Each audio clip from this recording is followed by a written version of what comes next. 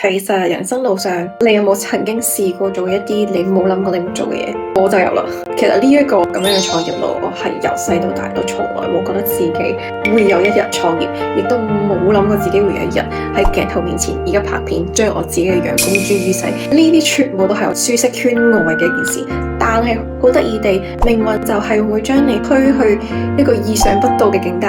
當你 ready， 身心都 ready 嘅時候，慢慢好自然你就會踏出嗰一步。講真，唔係好明哪來的勇氣。有時你覺得，點解我一路以嚟都仲係未做到某一件事？可能係個 timing 唔啱，或者係你真係自己未 ready。即係譬如我創業咁啦，我都係存款咗我幾個月嘅生活費之後，我先至去做呢一個決定，然後身心都 ready 嘅時候先踏出呢一步。